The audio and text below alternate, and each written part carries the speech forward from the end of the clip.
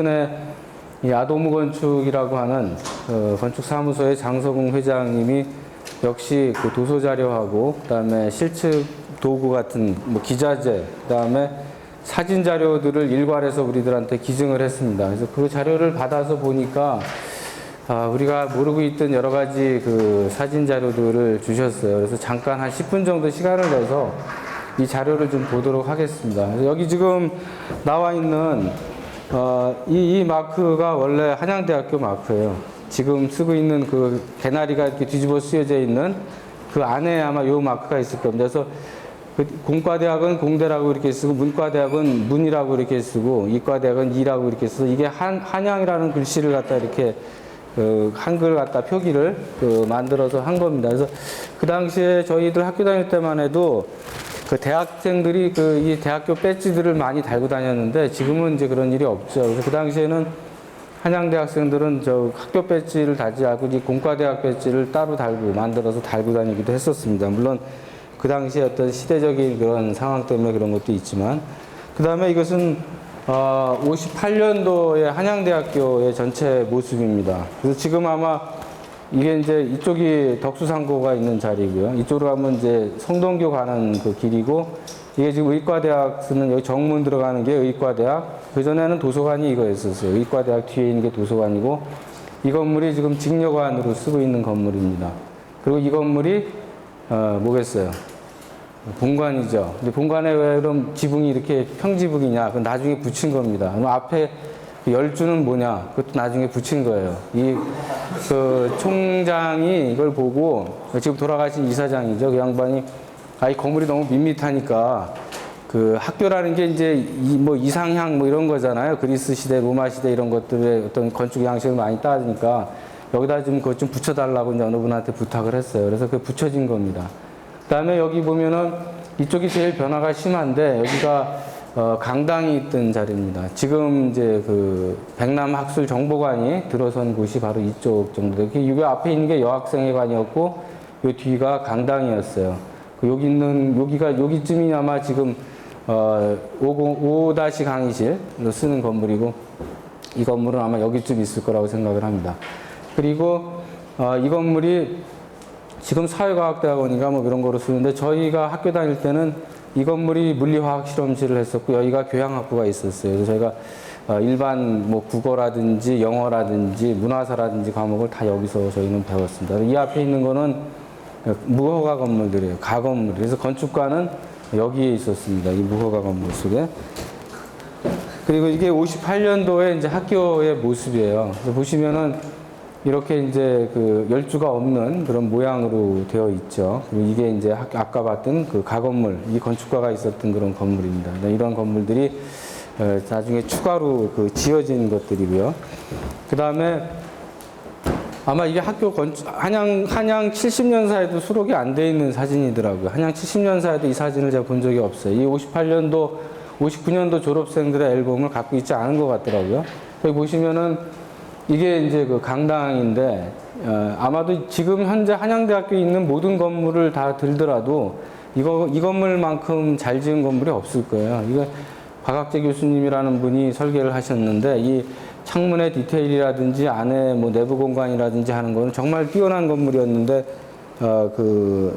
이 백남학술정보관이라든지 뭐 이런 걸 짓는다고 다 허물어 버렸습니다. 좀 안타까운 일이죠. 이게 지금 의과대학 건물 뒤에 있는 과거의 도서관 건물이고 뭐 등등 이런 건물들이 지금도 몇 개는 남아 있습니다. 66년도에 이제 한양대학교 주변의 상황이 이랬습니다. 그래서 이게 성동교예요. 이게 이제 덕수상고하고 여기 그 행당여중 있는 그 자리고, 건축과가 이 건물에 있었죠. 여기 주변은 뭐 다 황량한 이런 뭐 벌판, 이쪽이 뚝섬 지역이고, 여기가 이제 왕십리 일대가 되겠습니다. 한양대학교에 이렇게 좀 건물이 몇 채 없었는데, 지금 보면은 괄목상대할 정도로 굉장히 발전했다라고 이렇게 얘기를 할 수가 있습니다. 68년도의 모습이죠. 이거는 아마 이쪽 그 살고지 다리 쪽에서 이렇게 찍은 여기는 주변은 다 무허가 건물 판잣집들이 제일 많았었어요. 그래서 그 한양대학교가 이쪽으로 오게 된 것도 거의 뭐 땅값을 거저로 불화받다시피 해서 이쪽 주변이 뭐 이렇게 개발이 안 됐던 그런 지역입니다. 그리고 이 행당이라는 이 산 자체가 과거에는 그 무당들이 굿하는 곳이었어요. 그래서 여기 그 무당들이 굉장히 많이 있었는데 지금은 이제 뭐 다 없어졌지만, 그래서 여기 마조단이라고 아마 여러분 들어봤을 겁니다. 그 뭐죠, 우리 그 백남학수 정보관 쪽에 가면은 마조단이라고 해서 말한테 제사를 지내는 단이 이 학교 근처에 자리를 잡고 있었습니다. 그다음에 이게 82년도 졸업 앨범인데 83년도 졸업 앨범을 보면 이 건물이 지금 건축가가 들어서 있는 과학기술관이 있기 전에 있었던 건물이죠. 그 당시에는 저희 학교 다닐 때는 이 건물, 토목관, 재성토목관 옆에 있는 건물 높은 거 하나 있죠. 지금 학부학과에서 쓰는 건물. 거기가 전부 건축가가 있었는데, 후에 이 초등학교가 뒤쪽으로 집을 지어서 이사 가면서 건축과하고 도시과가 이쪽으로 다 내려왔습니다. 그래서 여기에 설계실하고 교수 연구실이 일부 있었어요. 그래서 이 자리가 이제 이 건물이 또 철거가 되고 지금 과학기술관 건물이 현재 들어서 있습니다. 여기 뒤에 있는 게 공업센터 건물이고 등등 이렇게 되어 있습니다. 이건 제가 졸업하던 해에 그 83년도 졸업 앨범 거기에 그 들어있는 겁니다. 제가 83년도에 제가 같이 졸업을 했으니까 93년도에 보면은 이제 아직 그 우리 그 과학기술관 건물이 들어서기 전에 이런 모습이 있습니다. 그 다음에 이제 2007년도에 과학기술관 건물이 들어서고 여기 토목과 건물, 그 전에 이제 같이 썼는데 지금 다 일로 이사를 왔죠. 여기 땅이 이제 건축가가 들어설 부지라고 하는데 언제 지어질지 모르는 그 부지가 있습니다. 대략 그 뒤에 있는 이 건물이 88 올림픽 때 배구장으로 썼던 우리 학교 올림픽 체육관 건물입니다. 그래서 이것 때문에 이쪽 길이 이제 정비가 돼서 차례가 잘 다니도록 이렇게 만들어진 거죠. 그래서 그 덕에 이 살고지 다리 일부가 그 땅 속에 파묻혔습니다. 이 길을 내면서 살고지 다리가 여기서 시작되는 게 아니라 이만큼 더 있어요. 그래서 현재도 이 길 밑에 살고지 다리가 지금 묻혀 있습니다. 유구가. 그리고 이제 이게 58년도에 건축과에서 수업을 하던 모습입니다. 그래서 초대에 계셨던 홍붕희 교수님이라는 분이 건축 구조 수업을 하는 모습이 이게 설계실의 모습입니다. 그래서 저희가 배울 때는 설계실이 제도판은 이런 걸 안 썼어요. 이거는 그 전에 썼던, 원래 처음에는 이렇게 쓰다가 우리는 이렇게 기역자로 꺾어진 그런 그 제도판을 썼는데, 그 다음에 이제 학교에서 시공 수업 같은 거는 이렇게 현장에서 했더라고요. 학교에 이제 공사 현장이 있으니까 그 현장에 가서 직접 이렇게 보면서 많은 것이 힘이다. 이렇게 앨범 속에 이렇게 나오는 사진.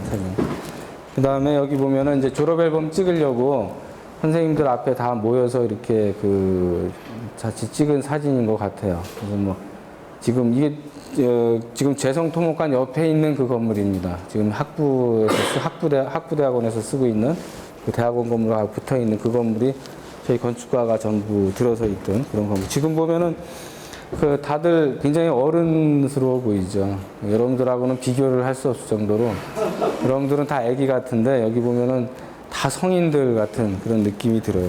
정말 대학생이구나 이런 생각이.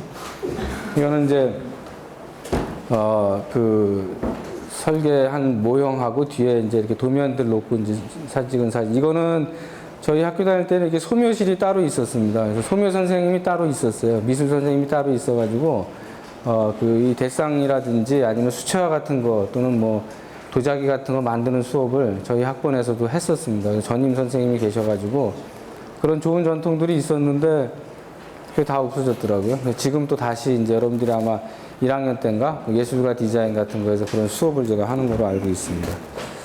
그리고 이 사진이 굉장히 중요한 그런 사진입니다. 이게 한국에서 최초의 건축가가 졸업 전시회를 한 사진이에요. 그래서 우리가 한양대학교가 56년도에 우리나라 건축가로서는 최초로 건축전이라는 거를, 건축 전시회라는 거, 작품 전시회라는 거를 현재 옛날에 미도파 백화점, 지금 롯데백화점 옆에 있는 거죠.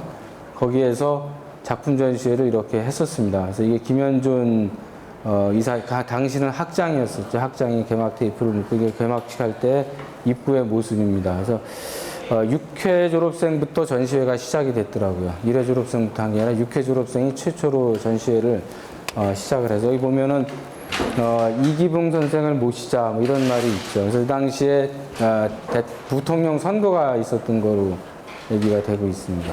굉장히 의미 있는 사진이고, 그래서 과거에는 홍익대학교가 자기들이 최초로 건축전을 했다고 그랬는데, 홍익대학교는 우리 학교보다 3년 뒤에 건축전을 처음 합니다. 서울대학은 물론 그 한참 더 뒤에 시작을 했고요. 그래서 이 사진이 굉장히 중요한, 우리 건축가에서는 아주 의미 있는 그런 사진이고요. 그래서 그 당시에 그 전시회 할 때 찍은 사진이에요. 여기 홍붕희 선생님이 있고, 여기 돌아가신 이혜성 명예총장님, 지금 돌아가셨죠. 그 전에 건축가 교수님이었던 분. 그 다음에 이분은 서울대학교 건축가 교수였었는데, 윤장섭 교수님이라고 한국건축사라는 책을 처음 쓰신 분입니다. 그분도 한양대학교에서 재직을 하셨어요. 또 나중에 서울대학으로 가셨고, 홍붕희 선생님, 그 다음에 김현준 이사장, 지금 이제 우리 물러난 그 총장의 아버지죠. 이게 여기 보시면은 유희준 교수님이라고 지금 정년퇴임하신 명예 교수님이 젊었을 때 모습입니다.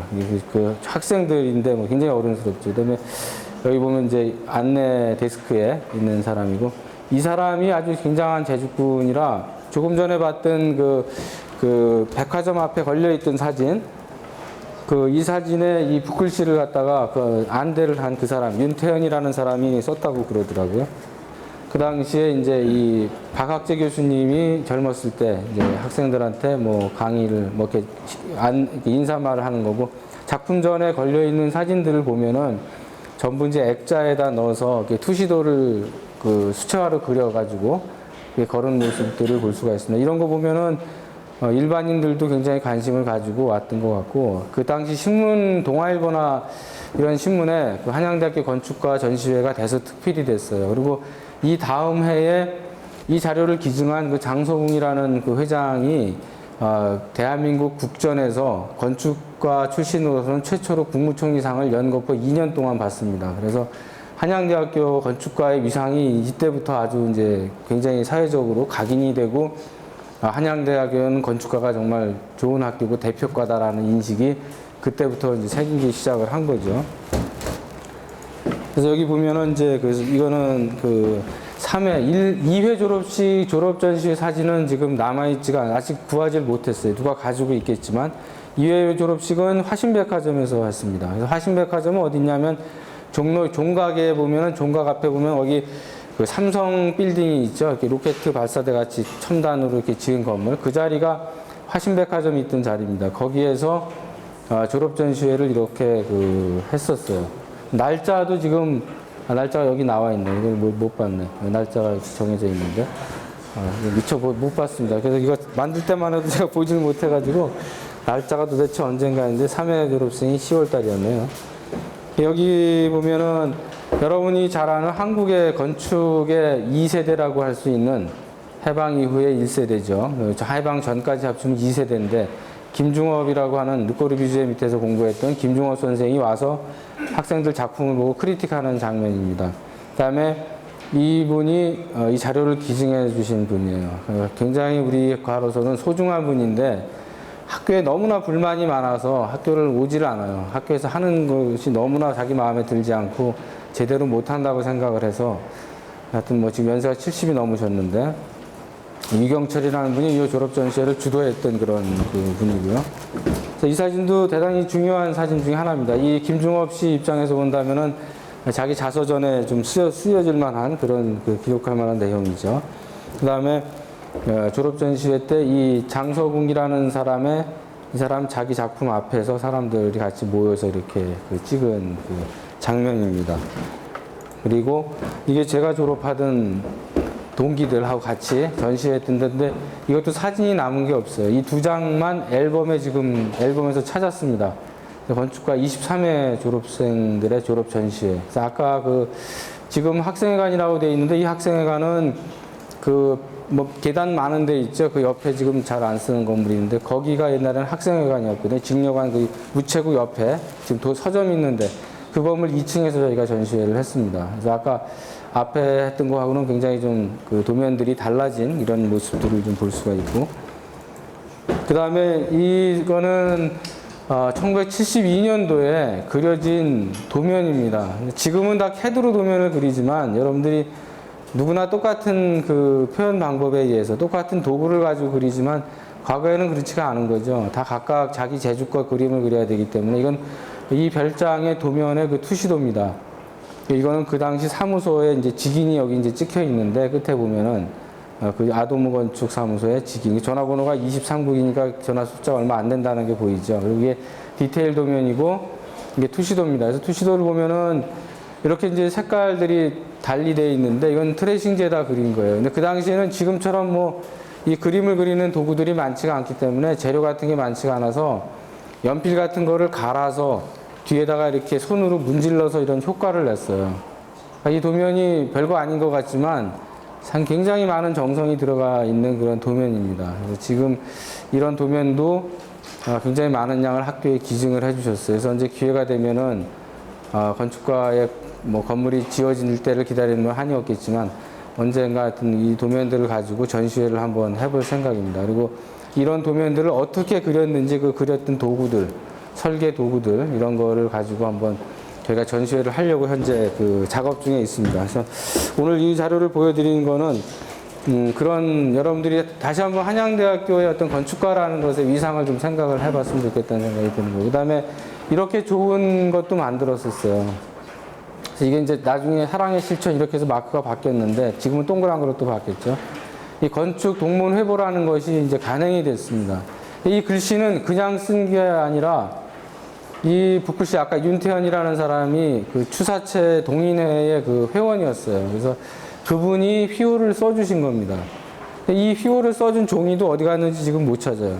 갖다 버렸는지 아니면 뭐 누가 가져갔는지 소장을 해버렸는지 다만 이렇게만 지금 남아있고 그분에 대한 그 양력이 간단히 이제 회보에 소개가 돼 있더라고요. 그래서 이분이 6회 졸업생인데 경희대학교에서도 교수를 하셨고 붓글씨에 아주 남다른 그런 재능이 있어서 건축가를 위해서 이렇게 휘호를 만들었어요. 그래서 우리가 이런 걸 다시 좀 살려서 건축과에서 뭐 건물을 다시 지을 때 건축관이라는 그런 명칭을 붙인다든지 우리가 뭐 건축과의 학생들 회보를 만든다든지 뭐 책자를 제작한다든지 할 때는 좀 이런 거를 좀 활용해서 써야 되지 않겠나 이런 생각을 개인적으로 합니다.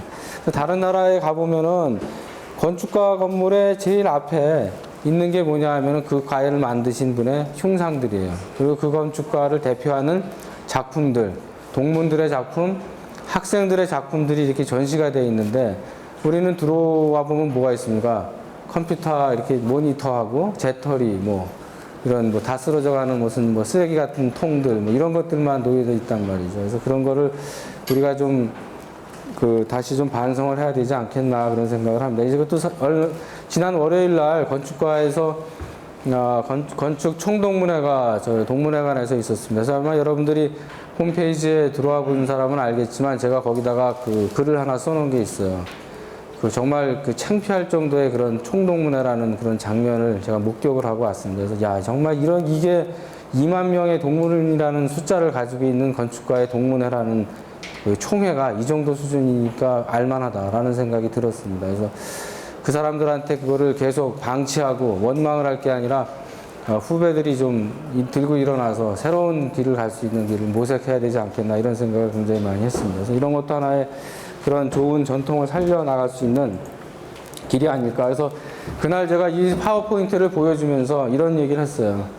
자료를 달라. 우리가 다시 정리를 해서 새롭게 한양건축의 역사를 다시 쓰겠다. 그리고 그것이 한국건축의 역사이기 때문에 또 한양대학의 역사이기 때문에 굉장히 중요하다라는 그런 얘기를 했습니다. 그래서 뭐 얼마나 호응이 있을지는 크게 기대하지는 않지만 하여튼 여러분들의 부모님도 또 한양대학교 나오신 분이 있을지도 모르겠습니다. 그러면은 부모님한테라도 좀 얘기를 해서 그런 자료가 있으면은 좀 과외 기증을 해달라고 여러분들이 좀 부탁을 했으면 좋겠다는 생각을 합니다. 그래서 우리가 남을 탓하고 원망할 게 아니라 한양대학의 건축 역사라는 게 정말 소중하다라는 걸 다시 한번 여러분들이 좀 각인을 하고 우리 과의 위상이 좀 더 좀 올라갈 수 있고 국제무대에서도 좀 이렇게 남들의 인지를 받을 수 있는 그런 상황이 됐으면 좋겠습니다. 그래서 외국에 나갔을 때 가장 기분 나쁜 소리가 뭐냐면은 한양대학교 건축가 교수라고 명함을 주면 한양대학교가 어디 있습니까? 라는 질문이에요. 어디 가든지 가장 기분 나쁜 질문인 거죠. 아, 한양대학교라는 얘기가 아니라 이 한양대학교는 어디에 있어요? 서울에 있나요? 지방에 있나요? 라는 물음을 던질 때예요. 일본에 갔을 때도 명함을 주면은 한양대학교가 서울에 있나요? 라고 물어본단 말이에요. 그만큼 한양대학교의 지명도가 이렇게 낮구나라는 걸 실감을 하면은 아, 정말 우리가 해야 될 일이 좀 많구나 이런 생각을 많이 하게 됩니다. 그래서 여러분들도 그 역할에 한 주인공이 돼야 될 거고 그 선배들이 하는 그런 못된 또는 그 수준 낮은 그런 동문회 이런 것들을 좀 보고 질책을 하고 그 사람들한테 그리고 누구도 얘기를 하지 않았기 때문에 그냥 불러온 거예요. 그래서 지난주에 지난주 토요일 날 이런 게 있었어요. 마록이라고 하는 그런 말이 있는데 마록이라는 게 뭐냐면 일본 말로 빠가야로죠. 빠가야로. 말과 사슴도 구별 못하는 놈이라는 그런 뜻입니다. 그래서 이거를 주제로 어떤 분이 논문 발표를 하셨어요. 그 논문 발표의 주제는 뭐였냐면 이 공포였습니다. 공포에 이 주심포라는 거하고 다포라는 거를 갖다가 이제 그 건축가에서는 건축 역사 분야에서는 아주 굉장히 큰 쟁점적으로 되어 있는 그런 용어예요. 이게 도대체 정의가 뭐냐라는 것부터 시작을 해서 이 용어가 정말 유용하냐라는 그런 데 이르기까지. 그래서 이거를 얘기를 하면서 이 마록이라는 얘기를 했습니다. 그래서 우리가 거짓말을 해도 거짓말이라는 거를 아니라고 부정하지 못하고 그냥 가만히 이렇게 주저앉아 있는 그런 사람들에 빗대서 하는 말이죠. 그래서 우리 과가 새로운 르네상스의 시대, 새로운 부흥이 되기 위해서는 정말 지금 재학생들부터 우리가 선배들한테 요구를 하고 좀 더 우리가 건축가의 개선을 위해서 뭔가 역할들을 해야 되지 않겠나 생각을 합니다. 계속 선배들이 하는 대로 따라하고 교수들이 하라는 지시에 대해서 그냥 묵묵무답으로 진행이 되는 이런 과는 아마 바로 도태되고 말 거라 이렇게 생각을 합니다. 수많은 학교들이 지금 우리를 쫓아오고 있고 그런데 그런 와중에 이렇게 안일하게 이렇게 있는다는 것 자체는 굉장히 큰 문제가 아닌가라고 저는 개인적으로 생각합니다. 물론 여러분들이 이런 거에 대해서 얼마만큼 감흥을 하고 동감을 하고 그것은 제가 알 바는 아니고 안 해도 그만이고 해도 그만이고 그거는 여러분들이 다 이 한 구성원 중에 하나고 저도 개인적으로는 굳이 이런 걸 내가 해가지고 무슨 도움이 될까 너무 차라리 논문을 하나 더 쓰는 게 나한테는 도움이 되겠지 그런 생각도 할 때도 많이 있어요. 그러나 어쨌든 지울 수 없는 학적이기 때문에 이것을 계속 끌고 간다면은 뭔가를 바꿀 수 있는 방법을 찾아야 되지 않겠나라는 생각을 계속 해오고 있습니다. 그래서 오늘은 두 가지 얘기를 좀 하려고 합니다. 그럼 지금부터 두 가지 부분에 대해서 이제 하나는 간단하게 관아건축이라는 거, 지난번에 궁궐건축에 이어서 관아건축이라는 부분을 보도록 하고요. 또 이어서 주거건축, 우리가 잘 알고 있는 생활의 공간에 대해서 좀 간단하게 소개를 하려고 생각을 하고 있습니다. 그래서 여기 전혀 우리하고 관계없는 이런 포청천의 사진을 제가 이제 놓은 거는 마땅하게 이 관아건축을 대변할 수 있는 강력한 이미지가 별로 없더라고요. 근데 이 포청천은 아주 판관 포청천 해가지고 아주 유명한 그런 재상이죠. 그래서 어떻게 보면 관아를 이게 관료들의 사회를 대변하는 그런 사람이 아닐까 싶어서 이거를 제가 놨습니다. 이 포청천은 제가 대만에 유학하고 있을 때 연속극으로 만들어져서 방영이 됐던 그런 프로그램이었어요. 그래서 저도 개인적으로는 굉장히 잘 많이 보았던 그런 부분입니다. 그래서 왜 여기에 봉건 관료제의 중추다라는 이런 부제를 굳이 달아놨냐면 관아라고 하는 것이 결국은 봉건 사회에 황제나 왕을 정점으로 했을 때 그 밑에서 보좌를 하는 그래서 국가의 어떤 백성하고 지배자들 사이에 연결고리를 만들어주는 그런 역할을 했던 게 이제 관아에 속해 있던 관료들이죠. 그래서 그 사람들이 없었다고 한다면은 어떤 국가의 기틀이 유지되지 않고 사회 질서 같은 것들이 유지되지 않았을 거라고 생각을 합니다. 특히나 이 사람들이 이제 역할이 어떠냐에 따라서 나라가 성하느냐 아니면 망하느냐, 이런 두 가지의 갈림길에 놓여 있었다고 생각을 합니다. 그래서 왕도 물론 잘 해야 되겠지만 그 밑에서 왕의 명령을 받아서 그걸 베푸는 백성들에게 베푸는 사람들의 역할이 훨씬 더 중요했던 거죠. 그래서 그 조선시대 그 후기, 굉장히 어수선한 시대를 보게 되면은 지금하고 다를 바가 없죠. 뭐 탐관오리들이 들끓고, 관료의 직책들이 뭐 판매가 되고, 그 다음에 뭐 그 부정이 횡행하고, 이런 일들이 굉장히 만연하고 있는 것을 볼 수가 있습니다. 그래서 이 관료들의 사회가 얼마만큼 그 한 국가에 중요하다라는 것은 뭐 두말할 나위가 없다고 생각을 합니다. 그래서 먼저 관아라고 하는 것이 도대체 무슨 의미를 가지고 있느냐라는 걸 간단히 본다면은 우리가 보통 마을이라는 말을 많이 써요. 마을. 뭐 동네 마을 갈 때도 마을이라는 말을 쓰는데 마을이라는 말도 순수하게 그 어원을 쫓아가게 되면은 관아를 나라의 일을 돌보는 건축물을 지칭하는 그 개념으로 쓰이고 있습니다. 그래서 이런 것도 한번 확인을 해보세요. 저 선생님이 진짜 거짓말을 하고 있네. 진짜 정대로 얘기하는 거냐.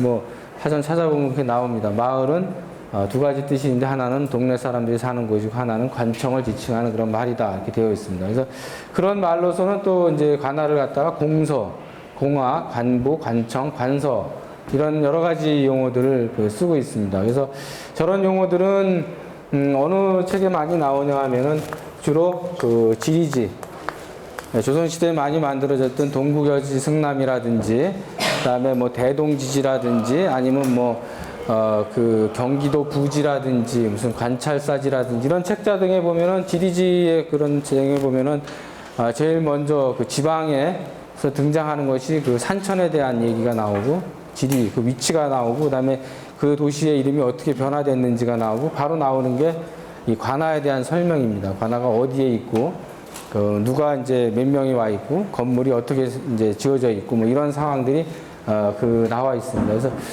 공해라는 이런 말은 이제 국가적인 공무를 집행하는 그런 겁니다. 아마 그래도 그 한자가 전혀 다른 뜻을 갖고 있지는 않은 것 같아요. 공이라는 거는 공적인 어떤 그런 일을 뜻하는 거죠. 해라고 하는 것은 그런 일들을 해법을 갖다 주는 것이 아니겠어요. 그러니까 공해라는 말이 좀 생소한 말이긴 하지만 한자를 보면은 이게 그 어떤 관료들이 뭘 국가적인 일을 집행하는 곳이구나라는 사실을 간략하게 우리가 그 인지를 할 수 있다고 생각을 합니다.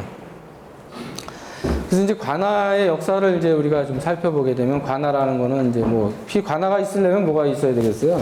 가장 기본적으로는 지배계층과 그 다음에 소위 말하는 피지배계층이 형성이 되어 있어야 되겠죠. 그래서 지배자와 피지배자라는 관계가 있고 이 둘 사이에 중간에 어떤 역할들을 이제 수행하는 그 사람들이 있어야 되는데 그러기 위해서는 소위 말하는 이 국가라고 하는 개념이 형성이 돼야 되는 거죠. 그래야지만 국가라는 것을 형성하려면 국민이 있어야 되고 지배자가 있어야 되고 법률이 있어야 되고 그걸 집행하는 사람들이 있어야 되고 땅이 있어야 되고 그렇잖아요.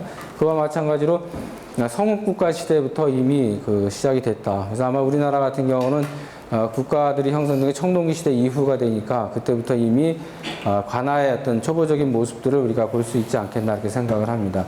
그래서 그 시대적으로 보게 되면 뭐 삼국시대에도 이미 이제 관아들이 형성이 돼 있다는 것이 삼국유사 삼국사기에 나와 있고요. 고려시대에 보게 되면은 중앙 집권제들이 이제 형성이 되니까 삼성 육부에 전국에 12목을 두고 군현진을 설치하고 바로 군현진에마다 군령, 뭐 혈령, 진령 이런 어떤 우두머리들을 파견을 하게 되겠죠. 그래서 그 사람들이 그 뭐라 그러나요? 그 지방 사람들을 통치를 하게 됩니다. 그래서 이미 우리나라는 고려시대에서부터 그런 전통들이 수립이 되는데, 지난번에 우리가 경복궁 같은 데 가면 경복궁이 있고, 이 앞에 이제 그 거리가 있죠. 그래서 이걸 보통 우리가 이제 관아들이 모여있는 관아의 거리 또는 뭐 육조가 있다 그래서 육조거리 뭐 이런 식으로 이름을 붙이지 않습니까? 그래서 이 주변에 관청들이 이렇게 이제 배치가 되는 이런 기틀을 갖는 도시계획을 하게 돼요. 그래서 이미 이런 것들이 고려시대의 수도였던 개성 같은 데를 보면은 여기 나와 있는 대로 궁궐의 정문인 광화문 앞에 관도를 만들고 그 좌우에 중앙의 부서들을 설치한 그런 사례들을 우리가 살펴볼 수가 있습니다. 저런 전통이 조선시대에도 이어져서 지금 현재 세종로에 해당되는 그 지역의 좌우에 보면은 과거에 우리나라의 육조 내지는 한성부 이런 등등의 그 도시 그 관청들이 배치되어 있던 거를 볼 수가 있습니다. 그래서 그 밑에 조선시대에 보게 되면은 조선시대는 이제 유교적인 어떤 통치에 기반을 두었기 때문에 소위 말하는 문관과 무관이라고 하는 이런 두 개의 직책들이 그 구성이 됩니다. 그래서 문관은 동반, 무관은 서반이라고 하는 이런 명칭을 붙이죠. 그래서 궁궐에서도 보게 되면 문관은 동쪽 편에 쓰게 되고 무관은 이제 서쪽 편에 이제 도열을 해서 쓰게 되는 것을 볼 수가 있죠. 그래서 항상 그 역대로 보게 되면 우리나라는 다 문관 위주의 어떤 국가였기 때문에 문관의 지위가 항상 더 높죠. 물론 고려시대 최충원이나 이런 사람들이 이제 군사반란을 일으켜가지고 일시적으로 이제 무신 정권들이 들어서긴 하지만 전체적으로 본다면은 문관들이 이제 숭배받는 더 지위가 높은 이런 사회를 유지해 옵니다. 그래서 지금도 그렇잖아요. 지금도 대학교 입시를 보게 되면은 1등이 뭡니까? 법대죠. 그다음에 뭐 그다음에 이제 의과대학이 이제 있지만 의과대학보다는 항상 그 법대가 제일 먼저 이렇게 거론이 되고 그러잖아요. 그래서 여전히 우리 사회는 아직도 문관, 문치주의의 어떤 그 지향점을 가지고 있는 이런 사회다라고 얘기를 합니다. 그래서 상대적으로 이 공하면은 뭐 우리 스스로도 공돌이 뭐 맨날 이렇게 스스로를 낮춰서 부르고 그러는데 사실은 이 공 기술 관료들이 대단히 중요한 거죠. 그래서 여기서 아마 얘기하고 싶은 것 중에 하나는 중고학생들도 있지만 그 중국의 지도자들은 대부분 다 기술 관료들이죠. 청와대학 출신도 굉장히 많고 수리공정과 출신들이 뭐 지금 우리도 대통령을 하고 있고, 근데 우리는 전부 문과대학 출신들이라고. 법대 아니면 뭐 상대 뭐 이런 데 나온 사람들이 전부 그 사회를 좌지우지하고 있지 않습니까? 그래서 우리도 사실은 이 그 실용학문을 한 사람들이 좀 그 지도자들이 돼서 사회적인 역할들을 좀 해야 되는데 아직도 그러려면 시간이 좀 걸릴 것 같아요. 여기 보면은 이제 그런 내용들이 간단하게 쓰여져 있고요. 그다음에 제일 중요한 것이 이제 관할을 구성하는 그런 부분을 보게 되면 경관직과 외관직이라는 부분입니다. 그래서 말뜻에서 이미 알겠지만 경관직 하면은 뭐예요? 수도에 있는 거죠. 외관직 하면은 지방에 가 있는 거란 말이죠.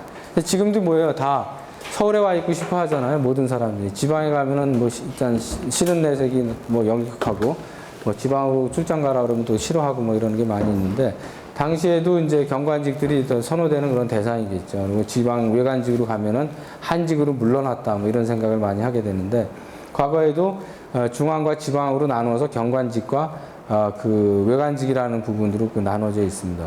그래서 이런 걸 보면은 직업도 그런 것 같아요. 예를 들면 우리 건축과 건물 밑에 보면은 그 자원공학과가 있고 자원공학과 밑에 이제 원래 원자력과가 있었잖아요. 그래서 원자력과는 지금 토목과 건물로 이사를 갔지 않았습니까? 근데 원자력과가 전국에 몇 개 없어요. 취직도 100% 되고 대학원을 가면 100% 장학금을 주고 그러는데도 원자력과를 가려고 하지 않는다고 사람들이 선호해서 가지 않아요. 왜? 원자력과에서 취직을 하면 전부 어디로 갑니까? 산속으로 간단 말이에요. 고리 원자력과 중에서 다 그 산속에 이렇게 해변가 이런 데 있으니까 웬만해서는 그 가려고 하질 않죠. 그렇게 취직도 잘 되고 대우도 뭐 원자력과 거기 가서 이제 발전소 가서 부장 정도 되면 한 8천에서 9천 뭐 1억씩 받는다고 하는데도 그렇게 가려고 하지 않는 거죠. 항상 이산가족 형태로 있고 뭐 이런 거 그런 거 보면은 이런 직업에 대해서도 경관직과 외관직의 어떤 차이들이 당시에도 굉장히 컸던 걸 알 수가 있습니다. 그래서 외관직에 나가 있는 사람은 호시탐탐 중앙으로 오고 싶어서 로비를 하고 뭐 이런 일들을 하죠. 그래서 과거나 지금이나 뭐 사회가 그렇게 뭐 크게 바뀌었다고 얘기를 할 수가 없는 거죠. 어떤 그 사람이 가지고 있는 심성이라는 게 비슷하기 때문에 여전히 그런 게 있다고 볼 수 있습니다. 그래서 여기에는 직책으로서 우리가 많이 알고 있는 승정원, 의정부, 뭐 육조, 사헌부, 사관원, 예문관, 춘추관, 홍문관 등등의 이런 게 있고 외관직에는 목사, 이게 목사는 그 목사님이 아니라 그 지방을 다스리는 그런 목사죠. 그런 사람들. 그다음에 도호부사, 군수, 현령, 현감. 그래서 우리가 사또라는 말을 아마 여러분들이 많이 들었을 거예요. 사또. 지방에 뭐 춘향전 같은 데 보면 사또라는 말이 많이 나오는데 이 사또라는 사람이 바로 지방의 말단 우두머리죠. 현령이나 현감 정도에 해당되는 그런 사람들이 사또란 말이죠. 그래서 이 사또가 있는 곳이 뭡니까? 지방에 가면 동헌이라는 건물이 있어요. 그 동헌이라는 건물들이 지금도 많이 남아 있는데 그런 예들을 우리가 이제 좀 볼 수가 있습니다. 그래서 좀 전에 얘기한 대로 관할은 두 가지로 크게 나눠집니다. 중앙 관할 건축과 지방 관할 건축이 있어요. 그래서 중앙에는 경복궁을 중심으로 해서 저런 그 좌우에 그런 건물들이 있고 지방에는 이런 가명이라든지 이런 것에 이제 그 동원 뭐 이런 것들이 있죠. 그래서 중앙과 지방의 가장 큰 차이점을 든다면은 바로 이 점이에요. 중앙 관악 건축에는 그야말로 근무하는 공간만 있는데 지방의 관악 건축에는 내야, 소위 말하는 생활 공간이 같이 있다는 거죠. 간단하게 얘기하면은 그 직주 일체의 공간을 가지고 있다는 겁니다. 직장하고 그다음에 거주하는 주택이 하나로 합쳐져 있는 것이 지방의 관악 건축의 특징이고요. 중앙의 관악 건축은 근무하는 직장만 있는 거죠. 그럼 왜 그러냐? 지방에 내려가면은 자기 혼자 내려가니까 아니면 가족 식소를 데리고 가야 되니까는 생활을 해야 되는 거죠. 생활 근거지에 보내지를 않으니까. 그래서 당시에는 예를 들면 뭐 과거에 급제를 했다. 그럼 지방에 어디를 파견을 이제 나가야 되게 되면은 자기 고향 여기는 반드시 배제가 됐습니다. 고향이 아닌 지역으로 보낸 거예요. 고향으로 왜 안 보내냐?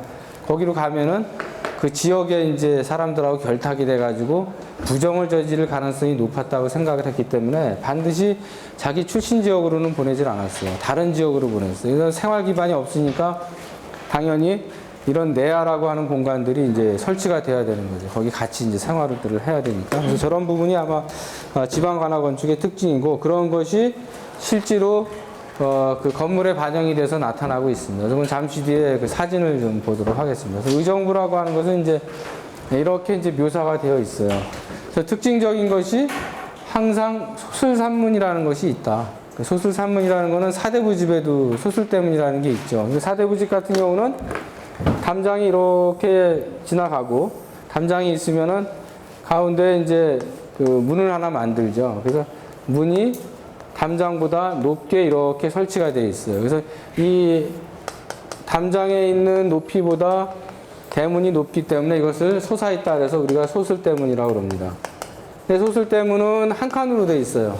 웬만한 집들은 다 한 칸으로 되어 있죠. 근데 관악 건축은 이게 세 칸으로 되어 있어요. 세 칸으로 이렇게.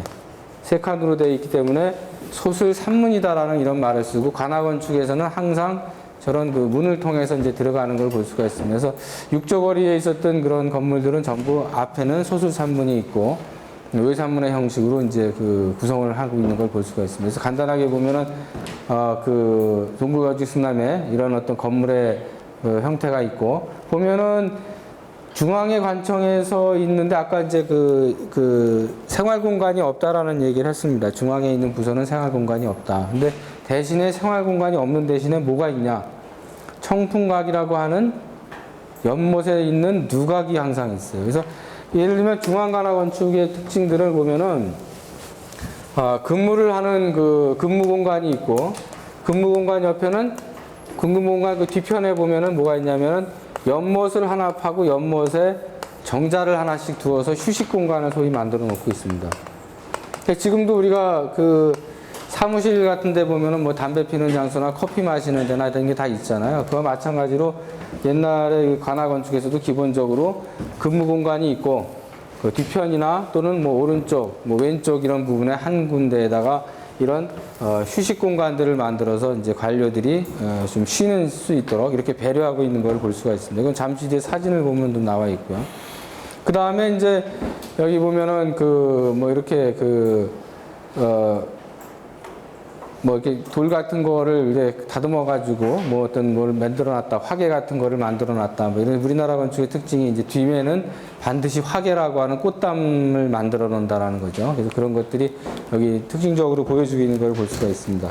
잠시 뒤에 사진을 보면은 이제 알 수가 있는데 여기 호조에 이제 그림이 남아 있어요. 호조는 탁지지라고 하는 그런 그 책 속에 이 호조의 그림이 있습니다. 보나전도라고 해가지고 남아 있는데 뭐 이런 건물들은 다 이제 그런 그 관료들이 근무를 하는 이런 공간이죠. 아니면 물건을 도와두는 곳이고.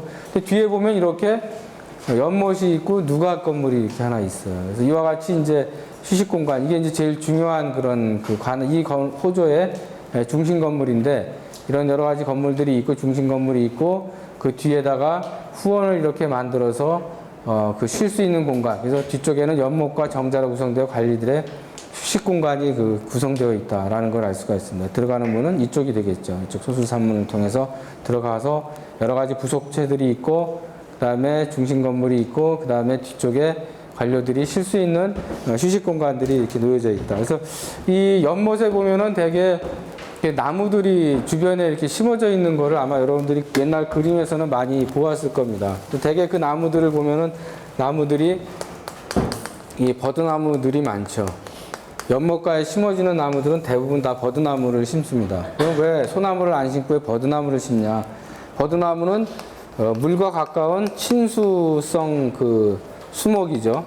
그러니까 물이 있으면 아주 더 잘 자라고, 그 다음에 버드나무의 특징이 뭡니까? 꽃가루가 날린단 말이에요. 그래서 이건 물이 가까운 곳에 있어야지만 꽃가루가 멀리 가지 않고 그 물에 이렇게 이제 있어서 많이 방지가 되는 그런 역할을 하고, 또 하나의 특징은 뭐냐면 버드나무를 심는 이유는 이 뿌리가 굉장히 단단하게 흙을 이렇게 붙잡고 있습니다. 그래서 그 연못의 가장자리가 붕괴되는 것을 막아주는 역할을 해요. 그래서 이 호숫가 옆에다 버드나무를 심는 거는 물론 나뭇가지가 이렇게 늘어져 있으니까 보기 좋은 것도 있지만, 또 하나는 이 호안, 연못 가장자리가 무너지는 거를 막아주는 그런 역할들을 합니다. 그래서 제 방이라든지 이런 데 보면 이 버드나무 같은 거 옛날에는 굉장히 많이 심었죠. 그 심는 이유가 바로 그런 이유들 때문입니다. 그래서 나무를 심어서 땅을 갖다 이렇게 이제 좀 단단하게 유지시켜주는 그런 역할을 하는 거죠.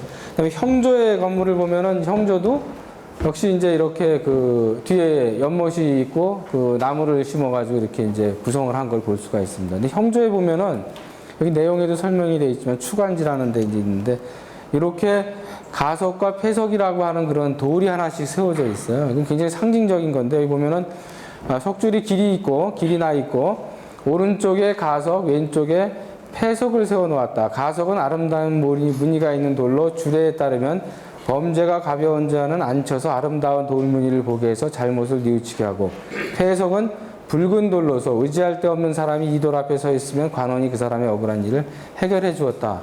그러니까 굉장히 웃기는 시대의 얘기죠. 이런 게 지금 돌무늬를 보고 자기 죄를 뉘우친다는 건 정말 소박한 그런 시대의 얘기인데, 하여튼 주나라 때의 규정에 의하면 이런 것이 있는 거로 봐서는 그 시대의 사람들은 돌무늬를만 봐도 자기의 죄를 뉘우치고 그랬던 모양입니다. 그래서 하여튼 이런 것이 지금은 이 당시에는 통용이 되진 않았겠지만 상징적으로 이 형조라는 것을 나타내는 때는 반드시 이런 두 개의 돌을 갖다가 세워서 그 상징성, 이 공간의 상징성들을 이제 부여하고 있는 것을 이제 볼 수가 있습니다. 그래서 저런 이유들은 왜 과거의 건축들이 이렇게 상징에 대해서 강조를 하느냐, 그리고 이 상징 체계를 갖다가 왜 복잡하게 이렇게 구축을 하느냐라는 그런 이유를 한번 생각해 볼 수가 있겠죠. 꿈을 꿔도 꿈에 대한 풀이를 다 이제 해야지 직성이 풀리고, 그것이 현실 세계하고 어떤 관계를 가져야 되는지를 다 알아야지만 마음이 안심이 되고, 또 어떤 무늬를 하나 새기더라도 그 무늬가 도대체 무슨 의미를 띠고 있을까라는 것에 대한 고민을 많이 해왔던 게 사실이잖아요. 그래서 이 굉장히 복잡한 상징 체계들을 과거의 건축, 과거의 사람들의 의식 구조 속에서는 가지고 있습니다. 그러니까 왜냐하면 미지의 세계들이 너무 많은 거죠. 알지 못하는 그 미지의 세계들이 너무나 많았기 때문에 그런 미지의 세계들에 대한 것들을 뭔가 현실적으로 풀어주기 위해서는 이런 상징 체계들을 부단히 만들 수밖에 없는 거죠. 근데 이 상징 체계를 만드는데 그거를 그냥 만드느냐, 그런 건 아니고 이것의 기반은 항상 자연의 현상이라는 겁니다. 왜냐하면 자연의 현상은 규칙이 있어요. 그리고 관찰을 해보면은 항상 어떤 연속적인 일들이 계속 일어나고 있어요. 그리고 거짓말을 안 한다고, 자연의 현상이라는 것은. 그렇잖아요? 우리가 사람들하고 얘기를 해보면은 저 사람이 나한테 사기를 치고 있는지 아닌지 항상 걱정을 한다고, 의심을 하고, 가장 가까운 친구라 하더라도 제가 나한테 하는 게 정말 진실이 100%일까 아닐까. 심지어 자기 부인이 하는 얘기도 저 마누라가 나한테 정말 자기 마음에 있는 얘기를 다 하는 거냐, 아니면 정말 이혼장에 도장만 찍으면 좀 남이 돼가지고 돌아서자마자 비방을 하고 그럴 텐데, 그런 의심을 끊임없이 하고 산단 말이에요. 사람이라는 건 의심의 존재니까. 근데 자연의 현상은 그렇지 않아요. 우리가 정말 놀라울 정도잖아요. 그렇게 춥다가도 어느샌가 따뜻한 봄이 오고 바람이 불고 비가 오고 그러면 싹이 나서 꽃이 피고, 지금 보면은 지금 한양대학교가 이맘때쯤이면은 냄새로서 그 계절을 맞는다면은 아카시아 나무 꽃 냄새가 아마 이 캠퍼스 전체를 뒤집어 쌌을 거예요. 근데 지금은 그 아카시아 나무를 너무나 많이 베어내가지고 아카시아 나무가 아주 그 백해무익한 나무거든요, 사실은. 그래서 그 번식력도 굉장히 강하고 다른 것들이 잘 자라지 못하게 하는데 그런 그 현상들이 이제 일어난단 말이죠. 그래서 그런 것 때문에 과거에는 또 건물들이 또 비슷비슷하기 때문에 뭔가 그런 것들을 부여하지 않으면은 의미가 없이 이제 쓰일 수 있는 가능성이 많은 거죠. 그래서 이런 것들이 별거 아니지만은 이렇게 이제 그 건물에 사용되고 있는 거를 볼 수가 있습니다. 여기에는 이제 뭐 어떤 그 재판을 하는 곳이기 때문에 앞에서 봤던 건물에 비해서는 비교적 그 대칭적인 어떤 그 구도 그런 걸 갖고 있죠. 그래서 우리도 보면은 그 관청에서 짓는 소위 말하는 이 관료들이 근무하는 어떤 건물들, 예를 뭐 국세청이라든지 정부종합청사라든지 아니면은 뭐 내무부 청사라든지 법원이라든지 이런 걸 보면 뭐예요? 외관이 상당히 이제 경직돼 있죠. 그리고 어떤 대칭적인 구조를 이제 가지고 있고 아주 보수적으로 이제 설계가 되는 경향들이 있습니다. 그래서 우리가 이걸 공무원 건축이라고도 이렇게 보통 지칭을 하는데 옛날에도 이런 뭐 법을 다룬다든지 뭐 권위와 위험이라든지 이런 것이 필요한 건물들은 기본적으로 축과 대칭이라는 거를 이용해서 사용하고 있는 거를 이제 볼 수가 있습니다. 그래서 이제 이게 뭐 여러분이 사진에서 많이 보고 있는 육조거리의 그 모습입니다. 그래서 소수산문들이 이렇게 있는 거로 봐서는 이것이 반드시 이쪽에 이제 관청들이 이렇게 좌우측에 배치되어 있는 여기 뭐 물도랑이 이렇게 있고 뭐 이렇게 되어 있는 배수로들이 구성되어 있는 걸 볼 수가 있습니다. 그리고 이제 여기 많이 주목하지 않는, 이 사진에서 많이 주목하지 않는 부분인데, 이런 그 길을 갖다 이제 걸었어요, 항상. 그래서 우리나라의 이 그 깃발, 그러면 태극기 말고도 이 깃발이라고 하는 것이 또 깃발을 꽂는 대, 이것의 구조가 상당히 발달을 해 있습니다. 기도 뭐 보통 조그만 기들이 아니라 엄청나게 큰 기를 많이 만들어서 이제 군대에서도 사용하고, 그래서 여러분들이 지금 경복궁이나 덕수궁이나 이런 데 가보면은 수문장 교대식 같은 걸 하잖아요. 그럼 거기 보면 온갖 화려한 그 깃발들이 이렇게 등장을 해서 선두에 서가지고 가는 거를 이제 볼 수가 있습니다.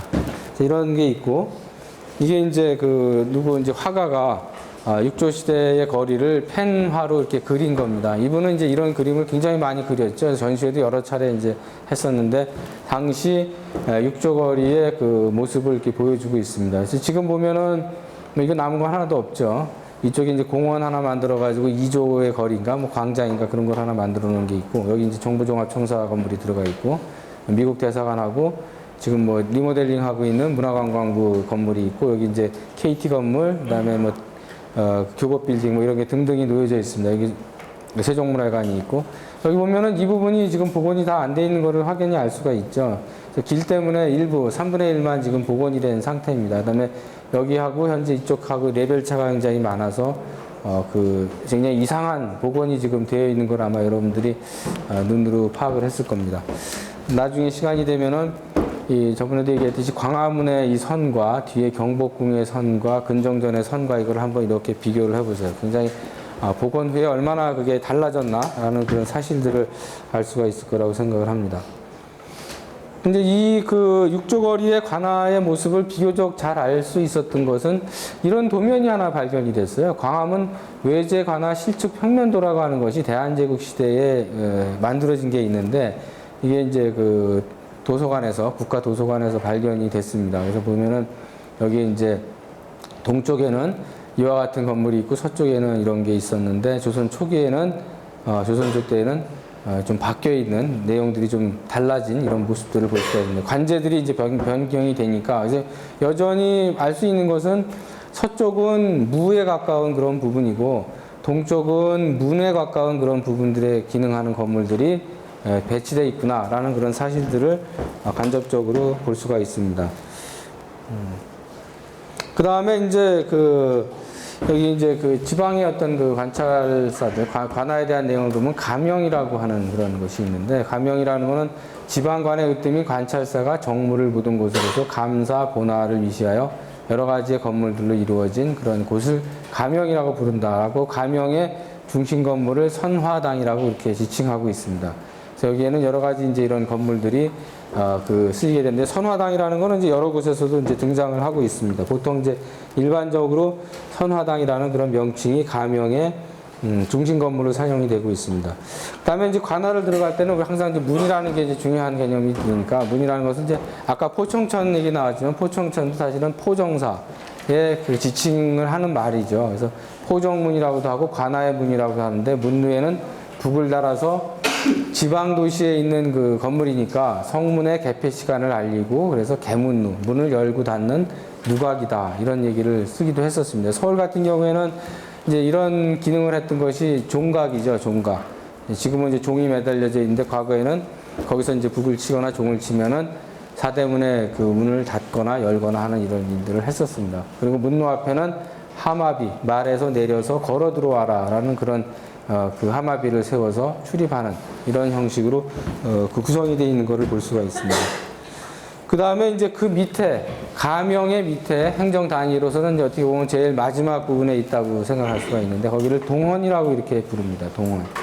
동원에는 여러 가지 뜻이 담겨져 있어요. 동원은 그 자체가 관하라고 하는 그런 그 행정 단위를 지칭하는 그런 말도 쓰이고 있고요. 또 하나는 건물을 지칭하기도 합니다. 건물. 수령이 근무하는 그런 장소. 이거를 우리는 동헌이라고 그러죠. 그래서 춘향전에 나오는 사또가 근무하는 건물을 우리는 동헌이라고 그래요. 동헌이라는 말은 달리 얘기하면 또 관할 전체를 지칭하는 그런 말이기도 합니다. 여기 보면은 관찰사 아래 행동단위 수령이 집행하는 동헌이고 안에서 살림하는 건물은 내하라고 부른다. 그래서 우리가 안사람이라고 부르듯이 관하에서도 생활공간은 내하, 안쪽에 있는 관하다. 그래서 더 중요한 게 사실은 이제 내하죠. 내하에서 외하를 사실은 뭐 지배하는 경우들이 많으니까 하여튼 뭐 그런 게 있고 그 다음에 이제 여기 보면은 아주 중요한 부분이 하나 있는데 객사라는 말이 나옵니다. 객사. 객사. 객사라는 말은 말뜻대로는 뭐예요? 객사라는 게. 객사라는 거. 우리 하얀 옷 입은 학생. 졸려오니까. 객사가 뭐예요? 한자로. 객사 한자일 거 아니에요? 그쵸. 손님 접대하는 곳이죠. 객이라는 건 손님이고 사라는 건 집이니까 손님을 접대하는 그런 곳입니다. 그래서 이 손님은 누구냐? 중앙에서 파견된 그런 손님들이겠죠. 그래서 이 객사가 대단히 중요한 건물이라는 것은 왜 그러냐? 지방에 있는 사람은 항상 중앙의 지배를 받게 돼 있어요. 그리고 중앙에서 정점에 있는 사람은 왕이라는 사람이죠. 거기 파견되는 사람은 왕의 메신저입니다. 왕을 대신해서 왕이 파견된 거랑 또 왕이 온 거랑 마찬가지예요. 그래서 이 객사 건물은 이런 왕이 파견한 그 관료들이 머무는 숙소예요. 근데 단순히 머무는 숙소만 있었냐? 그런 게 아니라 이 객사에는 신위를 모셔놓고 제사를 지냈습니다. 그래서 이 지방의 관하 건축에서 가장 중요하고 제일 중심된 곳에 자리를 하는 것은 바로 이 객사입니다. 객사 건물에서는 수령이 한 달에 2번씩 초하루하고 15일 날마다 제사를 지냈어요. 누구를 향해서? 이 왕을 향해서 제사를 지낸 거죠. 왜 제사를 그럼 지내냐? 왕을 잊어버리지 말라는 거죠. 왕을 잊어버리면 항상 왕한테 제사를 지내라. 그래서 여러분들 이슬람교의 사원의 특징이 뭡니까? 포인트도 이렇게 양파 껍질같이 생겼다고 이렇게 이것도 뭐 특징이 될 수가 있겠죠. 이건 또 뭐가 있겠어요? 이거는 저거 아니야? 저기 그 러시아 정교회 모습 아니야? 러시아 그 정교회가 이렇게 생겼잖아요. 양파 모양으로. 응? 이슬람교 사원의 특징은 가장 큰 특징은 뭡니까? 상이 그 우상을 숭배하는 상이 없죠. 그 안에 아무것도 없단 말이에요. 그렇죠? 그리고 모든 문양은 식물 문양이라든지 글자 문양으로 되어 있습니다. 그러니까 우상 숭배를 할 수가 없으니까 이슬람교 사람들은 그런 물건을 안 만들잖아요. 그래서 문자 문양이라든지 아라베스크 문양 이런 거로 다 되어 있잖아요. 그래서 사실 동양에서 쓰이는 많은 식물 문양, 당초문이라든지 이런 거, 연화문이라든지 이런 것들은 원래 이슬람교에서 전해된 그런 문화들이에요. 근데 그거 말고도 이슬람교 사원의 가장 큰 건축적인 특징은 뭐냐면은 사원의 배치죠. 사원의 배치를 어떻게 해요? 네? 모든 사원은 절하는 방향이 어디가 돼야 됩니까? 그쵸? 메카를 향해서 모든 사원은 절을 해야 돼요. 그래서 이 사원의 배치는 전부 메카 방향으로 그 배치가 돼 있다고. 그러니까 우리나라 이슬람교 사원이 어디 있어요? 서울에는? 예? 어디 있어요? 여기 가까운 데 있잖아요. 한남동에 있잖아요. 한남동에 있는 사원에서도 절하는 방향으로 직선으로 쭉 가면은 뭐가 나오냐면 메카가 나온다고요. 다, 전 세계는 다 거길 향해서 집을 짓게 돼 있으니까. 근데 이거와 마찬가지로 우리나라에 지어지는 이 객사도 원칙이 뭐였었냐면 기본적인 원칙은 절하는 방향이 서울을 향하게 지어지도록 돼 있었어요. 서울을 향해서. 그래서 이거는 그 보통 우리나라에서 집을 배치할 때 어떻게 합니까? 남향으로 하죠. 정남향은 아니지만 보통 제일 많은 게 서남이나든지 그다음에 동남 방향으로 우리나라에서는 전부 배치를 합니다. 정남 방향으로는 거의 배치를 하지 않아요. 왜냐하면 약간 서남이라든지 동남으로 배치를 해야지 가장 많은 햇빛을 받을 수가 있다고. 북반구에 우리가 위치하고 있기 때문에 정남향으로 하면 약간 손해를 보게 돼 있어요. 그래서 우리나라의 모든 대부분 건물들은 서남 방향이라든지 동남 방향을 취하고 있는데 이 객사만큼은 이런 방향하고는 관계가 없어요. 다 그 서울을 향해서 절을 해야 되기 때문에 서울을 향해서 배치를 하는 거죠. 서울의 반대 방향으로. 수원 같은 데 보면은 그 수원에서는 어떻게 했나? 서울이 이쪽이니까는 또 북쪽으로 이렇게 바라다 보게끔 그렇게 배치를 해 있습니다.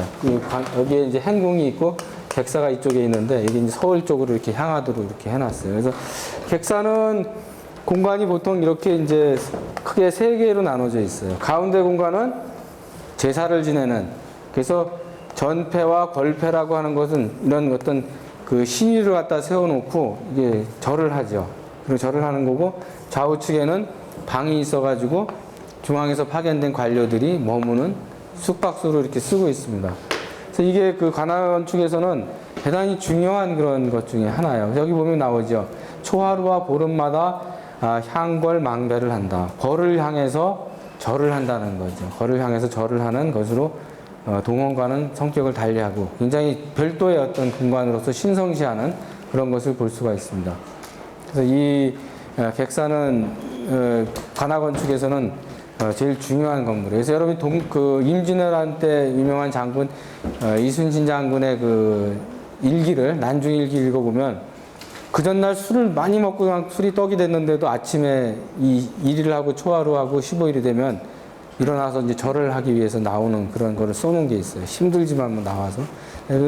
옛날 사람들은 하여튼 이 술을 하고 안주는 이렇게 끊이질 않았던 것 같아요. 유배를 가도 친구들이 술하고 안주는 항상 이렇게 보내주더라고요. 어디를 가든지 간에 뭐 항상 그게 끊어지지 않고 이렇게 있는 것 같고, 그 술도 굉장히 많이 먹었던 것 같아요. 우리 한국 사람들이 원래 전통이 뭡니까? 이 가무하고 술이잖아요. 그래서 옛날 그 위지 동의전 같은 데도 보면 동이족들은 이 춤과 술에 아주 일가견이 있다라는 그런 기록들이 아주 옛날서부터 나오고 있어요. 그래서 동원에는 이제 이런 그 개념들이 있는데, 동원이 사실은 조선시대 비리의 온상의 양대 산맥을 든다면은 하나는 동원이고 또 하나는 뭐예요? 서원이죠.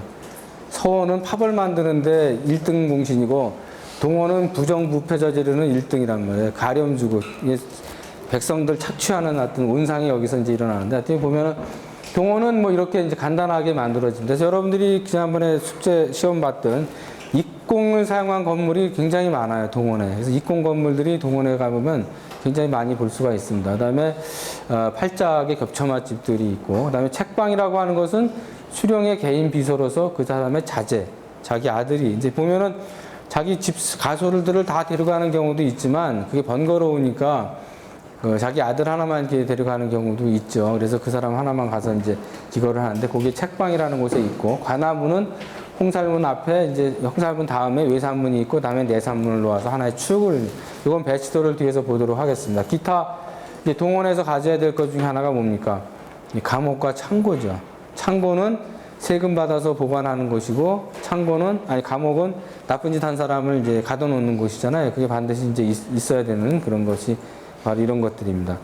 그 다음에 향청에는 이런 어떤 좌수와 별감들이 있어서 그 이 동원에 가는 이제 사또라는 사람은 청전 모르던 곳에 이제 배정을 받아 가는 거잖아요. 그러니까는 그 지역 물정을 전혀 모른다고. 그래서 그 사람을 보필하라고 이런 사람들을 쓰게 해준 거예요. 지방 세력들을 이용해서 향청에서 이런 근무를 하게끔 좌수라든지 별관 같은 사람들을 보직을 줘서 있게 했는데, 결국은 이 사람들이 이제, 야, 너는 중앙에서 파견돼 왔으니까 여기 잘 모르지. 우리 말대로 해. 이러면서 이제 온갖 이제 나쁜 짓들을 저지르는 역할들을 이 사람들이 이제 하게 하는 거죠. 그래서 백성들하고 동원에 있는 그 사또하고 이간질을 시켜서 뭘 한다든지, 아니면 뭐 여러 가지 그 부정 같은 거를 이제 많이 저지르게 됩니다. 그래서 그 지방 통치를 한다는 것이 굉장히 어렵잖아요. 특히 우리나라 같이 지방색이 강한 나라에서는 외지 사람들에 대한 배타적인 그런 게 또 많단 말이죠. 또 한국 사람들이 외국인에 대한 배타적인 게 어떻게 보면 일본 사람보다 훨씬 더 강한 면도 있어요. 우리가 이렇게 다른 민족들하고 섞어 사는데 이렇게 익숙하지 않기 때문에, 뭐 지금은 좀 많이 낮았지만 과거 같은 경우는 우리는 차별도 굉장히 심하고, 보이지 않는 차별이 사실은 한국이 훨씬 더 많단 말이에요. 일본이 제일교포를 차별하는 거 이상으로 한국 사람들이 외국인 차별하는 게 굉장히 심하다고요. 지금도 뭐 그런 일들을 많이 볼 수 있는데, 아무튼 그런 그 지방 세력들에 대한 것들을 잘 활용하지 않으면은 국가가 이제 유지되기가 어려우니까, 결국은 그 부정부패를 방지하기 위해서 외지 사람을 파견하지만 그 외지 사람들이 가서 업무를 원활하게 보도록 하기 위해서 결국은 또 그 현지 사람들을 같이 쓰게 하는 이런 모순된 구조들을 당시에는 가지고 있는 걸 알 수가 있습니다. 그래서 이 그림은 원본을 보기가 굉장히 어려워요. 이거는 호암미술관에 소장이 되어 있는데 공개를 잘 안 해요. 사진도 제대로 찍힌 사진이, 자세한 사진들도 많지가 않고 병풍으로 되어 있는 건데, 여기에 경기 가명이라고 하는 게 나옵니다. 그래서 그 관찰사들이 근무하는 가명도로서는 제일 완벽하게 그려진 그런 그림이에요. 그래서 여기 중심에 선화당 건물이 있고 그 주변에 여러 가지 건물들이 이제 있는데, 이쪽에 보면은 보이나? 여기쯤인가? 여기서 가면 된다.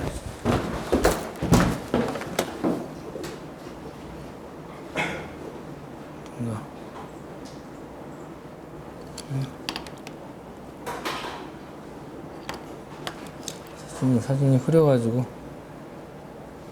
좀 이쪽 부분에 보면은 그 독립문 있는데 세워졌던 영업문, 옛날 영업문 흔적이 모습이 일부 보여지고 있습니다. 그래서 가명의 구조가 어떻게 생겼는지를 보여주는 아주 대단히 중요한 그런 그림 중에 하나다라고 이렇게 얘기를 할 수가 있습니다. 이와 관련해서는 논문도 여러 개가 이제 나왔고요.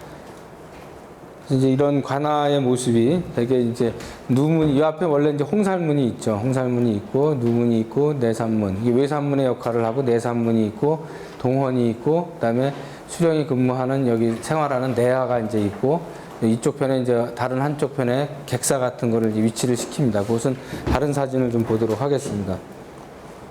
그래서 이제 기본적으로 관아의 구조는 이렇게 이제 크게 세 개로 나눠집니다. 진입 공간이 있고, 행정사무 공간이 있고, 주공간이 있어서 이렇게 동원이 위치를 하는 곳이 있고, 객사는 이제 방향에 따라서 선정을 해서 놓여지게 되는 거죠. 그래서 보면은 제일 앞에는 홍살문이 이렇게 있어요. 그리고 헐소라고 쓴 것은 뭐냐면 장소를 뜻하는 건데, 헐소는 뭐냐면 그 건물은 없지만 지금으로 말하면 그 민원실이에요, 민원실. 억울한 일을 당하거나 관청에 있는 관료들한테 뭔가 호소를 하고 싶은 일이 있으면은 이 헐소 옆에 이 위치에 가서 서 있는 거죠. 그러면 관료가 나와가지고 너 왜 그러니? 너 어디가 뭐 아프냐? 뭐가 무슨 문제가 있냐? 이런 걸 물어보는 그런 일종의 민원실 역할을 했던 장소를 헐소라고 그럽니다. 그리고 누각의 누문, 북이나 종을 걸어놓은 누문이 있고, 육방의 관청. 그래서 요런 구조를 보면은 광화문 앞에 육조거리하고 굉장히 유사한 그런 성격을 가지고 있죠. 그 다음에 내산문이 있고, 내산문을 통해 들어가면 동원이 나옵니다. 그래서 이 앞에, 맨 앞에 보면 우리가 홍살문이라고 하는 것이 보이는데, 홍살문은 한국 건축이 가지고 있는 굉장히 독특한 그런 문의 형식 중에 하나예요. 물론 근원을 쭉 찾아 올라가면은 중국 당나라 시대의 오두문이나 이런 것까지 올라갈 수 있는데, 홍살문이 이렇게 많이 쓰인 것은 이제 우리나라 건축에서 굉장히 특이한 점 중에 하나입니다. 홍살문은 주로 의례 공간, 예를 들면 종묘라든지, 그다음에 능침, 왕의 무덤이라든지, 그 다음에 뭐 관아라든지 이런 어떤 의례 공간, 그 다음에 이 관아라든지, 그 다음에 능묘라든지 또는 문묘라든지 이런 공간들을 들어갈 때는 반드시 홍살문을 설치를 했어요. 그 다음에 홍살문은 심지어 거리에 그 십자거리, 교차로에도 설치했다는 그런 기록이 나옵니다. 그래서 보면은 이렇게 교차로가 있으면 교차로에 이렇게 홍살문을 설치해 가지고 사람들의 출입을 했다라는 기록이 조선시대 기록에도 나오거든요. 그래서 홍살문은 이게 중요한 거리의 어떤 표식으로도 사용이 됐어요. 중국 같은 데 가보면 이 홍살문 역할하는 게 뭐가 있냐면 그 패방이라는 게 있습니다. 패방 또는 페루라고 그러죠. 페루, 파일로우라고 하는 게 있습니다. 돌로 만든 것도 있고 나무로 만든 것도 있고 벽돌로 만든 것도 있고 그래요. 그래서 패방이라는 게 있고, 일본 같은 경우는 이 역할을 하는 게 뭐가 있나요? 일본에는 일본 패방이라는 거는 어떻게 쓰나? 패방, 페루 이렇게 쓰는 것 같은데. 그래서 뭐 그 명십삼릉이라든지 그런 데 가면 페루 같은 큰 걸 볼 수가 있지. 일본 같은 경우는 뭐가 있어요? 일본의 신사 같은 데 들어가면 도리라는 게 있죠, 도리.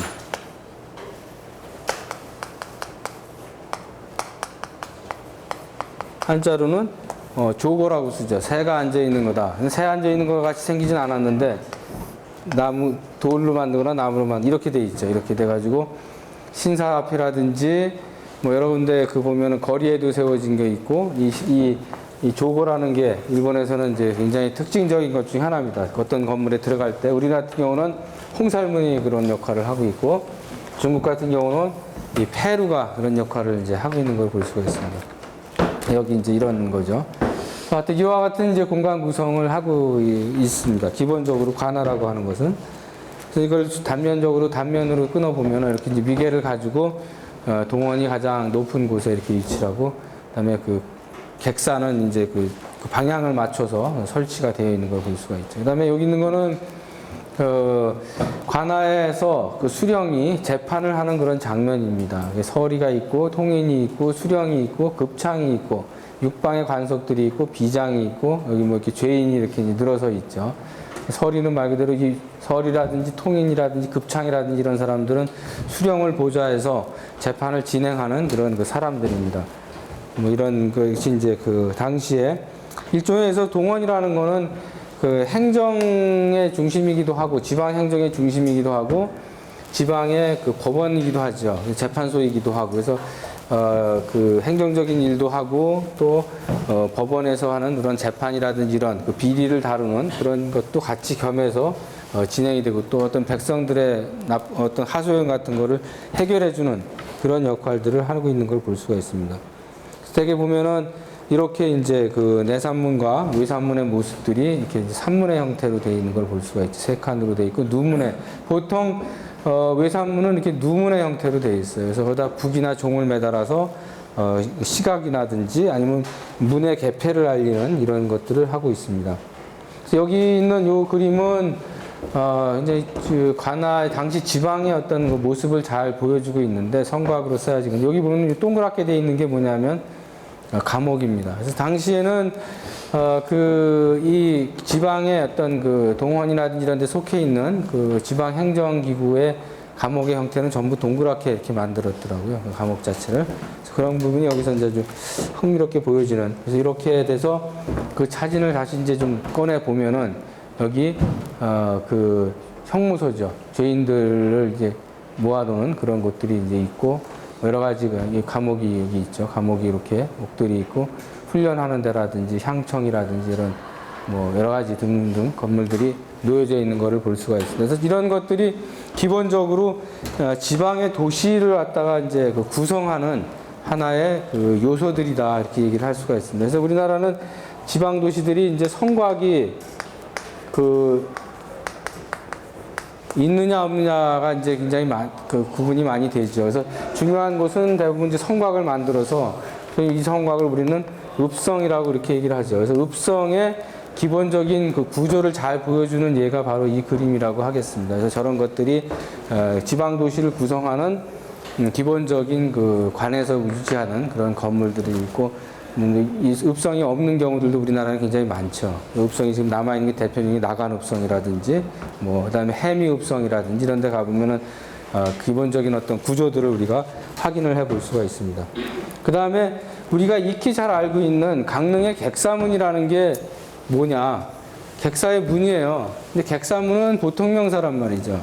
근데 원래 엄격히 얘기하면 강릉의 객사문의 이름은 이명관문이에요. 이명관문. 이명관이라는 게 그 객사의 명칭이었고, 그 앞에 있었던 것이 이 문입니다. 그래서 객사의 문 중에 아주 대표적인 그런 문이 바로 이 강릉 객사문이라고 보통 부르는 이 문입니다. 고려시대의 건물로 알려져 있는 베을린 기둥이라든지 주심포의 어떤 그 양식이라든지 이런 거 등등 해가지고 대표적인 그런 건물이라고 할 수가 있죠.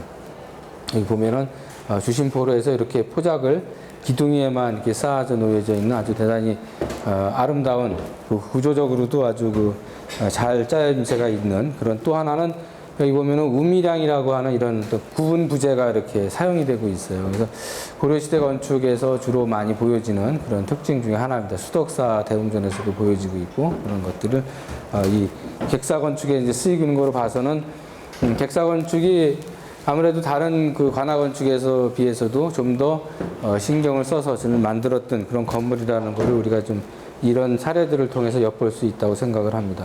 그다음에 이게 나간읍성에 있는 객사의 모습인데, 그 객사 안에 그럼 왜 건물의 높이를 이렇게 좀 달리했을까요? 건물의 그 양옆은 낮게 하고 가운데 건물은 높게 했단 말이죠. 그래서 아까 얘기한 대로 가운데 건물은 제사를 지내는 공간이에요. 그래서 위계가 다르죠. 이 건물은 좀 높게 하고 양쪽은 낮게 해서 소위 익사라고 하는 그런 형태를 가지고 있습니다. 그래서 이 건물 안에 보면은 이와 같이 걸패와 전패를 갖다 이렇게 그 모시고 있습니다. 그래서 이렇게 의자 같은 데 이렇게 해놓는 거는 여기뿐만 아니라 이제 저기 문묘 같은 데 가도 그렇게 돼 있죠. 그래서 예를 들면은 공자님을 모시는 그런 사당에도 가보면 이렇게 위패를 갖다 여기다 이렇게 앉혀가지고 모시고 있는 걸 볼 수가 있어요. 그래서 그럼 왜 걸패와 그 전패를 같이 이렇게 모시고 있느냐? 하나만 모셔야 되는데, 어떤 데 가면은 이것 중에 이 전패 하나만 있는 것도 있어요. 걸패가 없고. 어떤 데 가면 두 개가 다 있어요. 왜 그러냐면은 하나만 있는 거는 우리나라 왕한테만 제사를 지내는 거예요. 근데 걸패와 전패가 같이 있는 것은 중국의 천자하고 우리나라의 왕하고 동시에 제사를 지내는 겁니다. 그래서 이거를 하는 건 아까 얘기한 대로 그 유대감들을 갖는 거죠. 연계성들을 가져서 항상 내가 잊지 않고 왕의 어떤 또는 황제, 천자의 어떤 그 생각을 가지고 있다는 걸 일깨워주기 위해서 이렇게 제사를 한 달에 2번씩 지내는 그런 일들을 볼 수가 있습니다. 그래서 이제 여기 보면 감옥의 모습이 아주 잘 나와 있죠. 그래서 여기 동그랗게 이렇게 담장을 치고, 별로 시설이 제일 제대로 되어 있지는 않죠. 옛날에는 갇히면은 갇히는 거고, 오늘날처럼 이렇게 도망가고 이러는 게 아니니까. 근데 여기 보면은 김윤보 형정 도첩에 보면은 이런 형을 집행하는 장면들이 나옵니다. 참수, 수형, 사약, 장형. 장형은 뭐예요? 때리는 거죠. 사약은 약 먹여서 죽이는 거고, 수형은 매달아서 죽이는 거고, 참형은 목을 자르는 거죠. 그래서 이렇게 여러 가지 이제 형벌들이 있었고, 만약에 저렇게 참형이나 이런 사형을 내리게 되면 그것은 지방 수령 혼자서 이렇게 하는 게 아니라 그건 왕의 재가를 받아야 돼요, 당시에는. 옛날에 이렇게 범죄가 많지 않았으니까 누구를 죽인다는 것은 국가적으로 대단히 큰 사건 중에 하나였어요. 그래서 그런 것들이 이제 왕에게 보고가 돼서 정말 이 사람을 죽여야 되느냐, 아니면 사면을 해줘야 될 거냐, 이런 어떤 논의들이 이루어지는 걸 볼 수가 있습니다. 그래서 이런 그림을 보면은 당시 감옥의 구조를 간단하게나마 좀 파악을 할 수가 있고, 문이 없지만 칼을 씌워가지고 도망가지 못하게 칼을 짧게 씌운 거, 길게 씌운 것들이 있죠. 죄의 양에 따라서 칼을 길게 씌우냐, 짧게 씌우냐, 다리를 묶느냐, 안 묶느냐, 이런 것들. 곤장을 치는 그런 장면들. 그래서 곤장을 몇 대 치느냐. 그래서 장형 때문에 그게 후유증이 돼서 이제 죽는 경우들도 많죠. 그래서 지금도 저 장형을 치는 나라가 있죠.